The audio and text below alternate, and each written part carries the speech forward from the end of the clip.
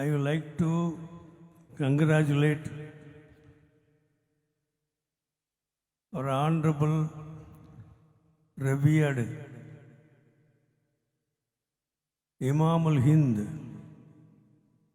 Sayyid Sadiq Ali Shahab Tangal ji, our National General Secretary Keralat Singakutti Kunjali Kutti Sahib,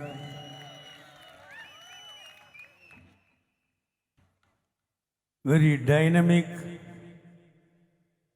General Secretary Janab Salam Sahib,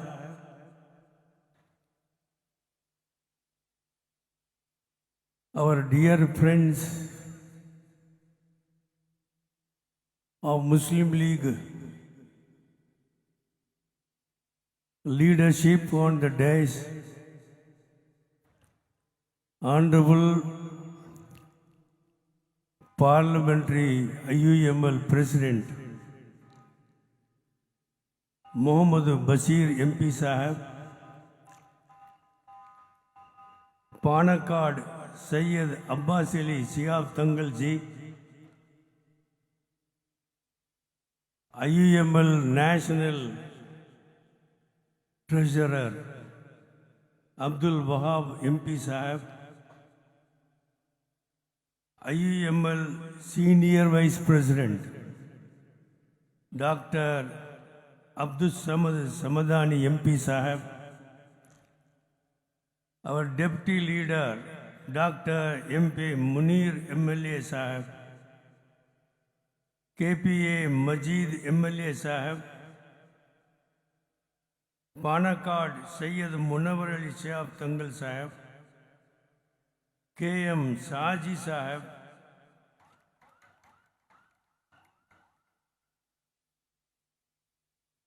Brother Panakkad Abdullah Sahib,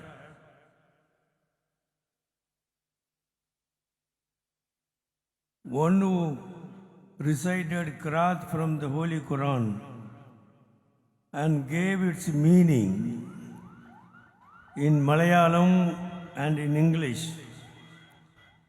Panakkad Sayyid Zajib Ali Shihab Tangal ji,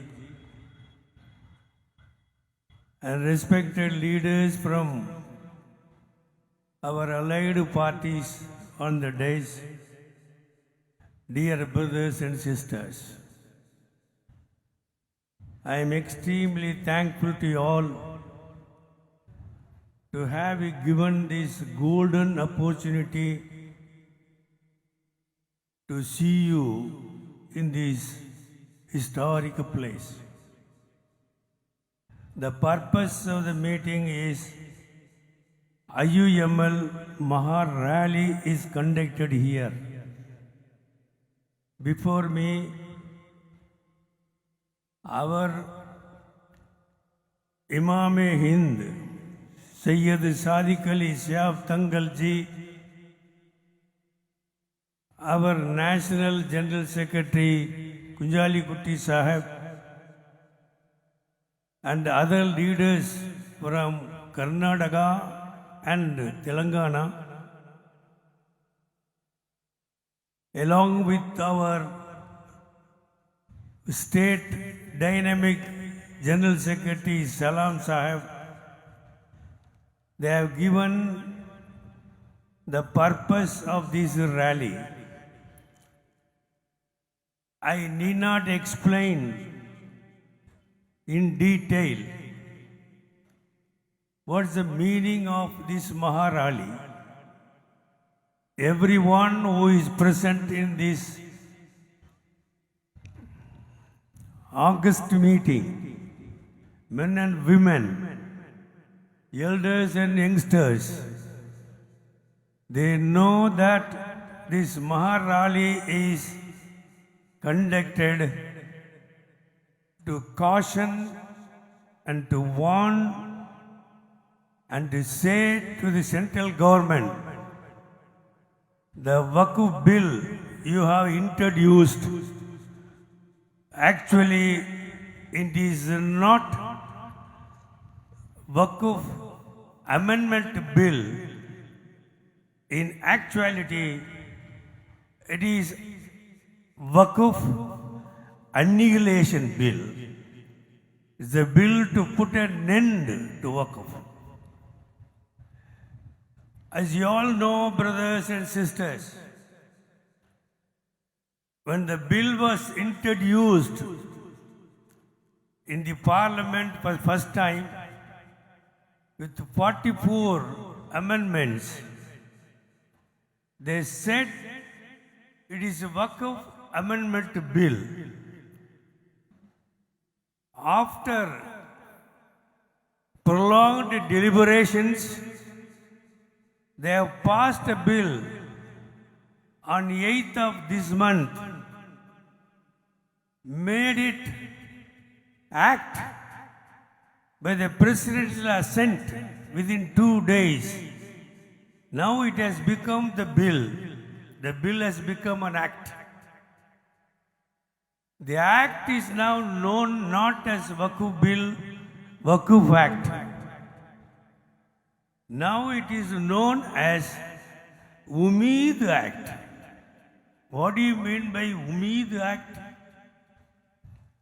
In the beginning you said you are introducing Waqf Amendment Bill. In the course of discussion and debate, you stick to the word Waqf Amendment Bill. When the bill is passed, now made it as a act, now you call it not as Waqf Bill, not as Waqf Amendment Bill, not as Waqf Amendment Act. Now you call it Umeed Act. Umeed Act. What do you mean by Umeed Act? Unified Management, Empowerment, Efficient and Development Act. See, Unified Management, Empowerment, Efficient and Development Act. It is, in short, they named it as Umeed. They have removed the word Waqf. Their intention is to remove the word Waqf. Word is removed. Not only word is removed, everything connected with Waqf has been removed in the bill. That is the basis. Not only removing the word Waqf, everything and everything connected with Waqf has been slowly, steadily, purposefully, stealthily has been removed. That is the intention of this government. They want to do away with the word Waqf.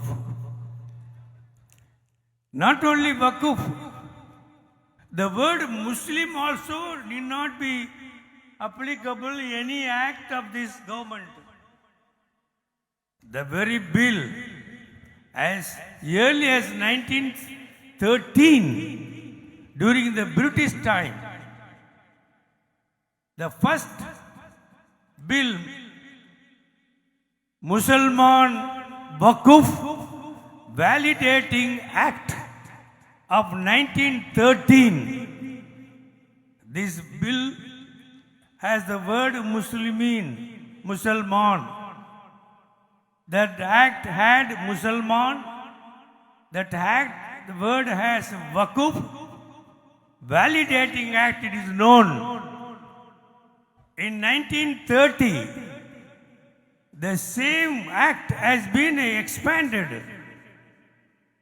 But now, when the bill is introduced in the parliament, the Parliamentary Affairs Minister, Kiran Rijiju, has, without the knowledge of anybody in the parliament, they add, along with the introduction of the Waqf Amendment Bill, they also included one more bill. What is that bill?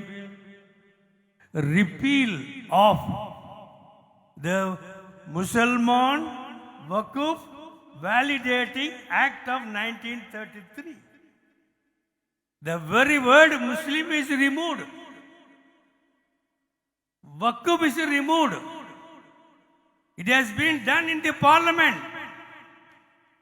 The only person who raised objection to this here is Abdul Wahab MP. He is sitting. He is the only person. Only person. Why do you do this? Why do you repeal this bill? The bill that the origins of all the Waqf acts. Now you are removing the very basis of the bill. That means, what is your intention? Now we understand the intention of the government is not only removal of word Waqf. The intention of the government is also removal of the Muslim. Therefore, Indian Union Muslim League, because the very word Muslim is an anathema for them. They are not able to understand the word Muslim. They want to do away with Muslim word, the word Muslim. Therefore, they are bringing this bill, and all the provisions of the bill are known to you. One more thing I would like to tell you, brothers and sisters. In the parliament, the parliamentary affairs minister, in the course of his explanation, also said non-Muslims can be included in the Waqf board. Waqf user cannot be there after 6 months. The Dargah, Qabristan, Masjid, archaeological masjids, all are not to be treated as Waqfs. In the course of time, they can convert it into government properties. While explaining this, the minister said, this Waqf bill not applicable to the people who are the people ST, tribals. In this land, among the tribal people, there are Muslims. If you go to Manipur, Meghalaya, Tripura, there are Muslims. They have got masjids. They have got their own qabristans. They are running their madrasas. But the bill says tribal people are exempted. This is not well understood by people. That means tribal people should not become Muslims. Those who have become Muslims are not to be included as Muslim community. That is the intention. Therefore, the government at the center trying to do everything, do away with Waqf, do away with the Muslim, do away with Islam, do away with Shariat, do away with history, do away with everything. That is the intention of the government. Therefore, it is time for us. We have rallied, gathered the entire Kerala here. As brothers and sisters have rightly said, the ocean of heads are here. The very ocean, sometime before, the ocean of these heads met here and put an end to the proposal made by the ruling government of Kerala to include non-Muslims in the Waqf board. You put away with that. You put an end to that. Similarly, the men and women who are gathered here, the heads of this rally, will certainly do away with the Waqf Amendment Bill introduced by the central government. It will put an end to that. Today, as our brothers have rightly said, the Supreme Court is arguing the case. We believe in Supreme Court. When Babari Masjid, Rama Janma Bhoomi case verdict was given by the Supreme Court. Only in Kerala our leaders met. What shall we say? What should we say? Our leaders, I believe, I remember Munir Koya said, whether we accept the judgment or not, but we have to respect the judgment of the Supreme Court. This is the word he used. We may not accept the judgment given by the Supreme Court with regard to Babari Masjid case.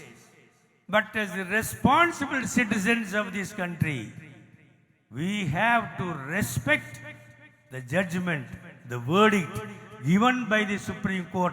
That is what he said. We followed the same thing from now onwards, from that time onwards until now. We openly say to the people of the country that we Muslims of India, 25 crores of Muslims in India, belonging to IUML and every community, people, they believe in the Supreme Court. We believe in the Supreme Court's justice. We believe in the honesty of the Supreme Court. Therefore, we believe that the Supreme Court will give a very correct judgment for us. See, after a very long time, after 70 years after, we got the judgment of the Aligarh Muslim University. The minority character was restored. Is it history? After so long a period, we got the minority character of Aligarh Muslim University was restored. Similarly, in this case also, in this Waqf Amendment Act also, we certainly win the case with the help of the Supreme Court. The Supreme Court is positively seeing the arguments today.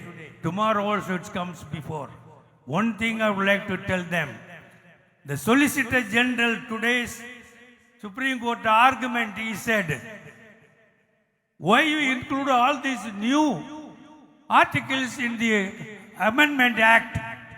He said, we consulted all the people of the country. After having consulted the stakeholders throughout India, we have introduced these new additions, new sections in the bill. One thing he forgets, he lies. Throughout India, the JMC has visited throughout India people from different states and attended the JPC meeting. It is according to the report of the people, the press, 95% of the people who appeared before JPC, they were against the amendment bill. That is what the report by all press. 95% of the people of India who attended the JPC meeting conveyed their views. They were against the very bill, Waqf Board Amendment Bill. But Solicitor General, today's Supreme Court judgment, Supreme Court hearing, he says, we have consulted all the people of India, only then we have introduced all these new inclusions in the bill. That is nothing but lie. Tomorrow argument, our brothers, they can continue the argument. They will certainly set right things in the Supreme Court. I need not talk much on this issue. Our parliamentarian, our E.T. Basir Sahib, wonderful speech he has made in the parliament. defending Shariat law, Waqf law, everything. Along with our Samadani Sahab, they have wonderful thing they have did in the parliament. Similarly, in Rajya Sabha, Abdul Wahab ji and Haris Biran, they have done wonderful service in the Rajya Sabha. They argued well in both the Sabha and the IUML, on behalf of IUML. They have conveyed everything the Muslim community of India wants to convey to the people of India.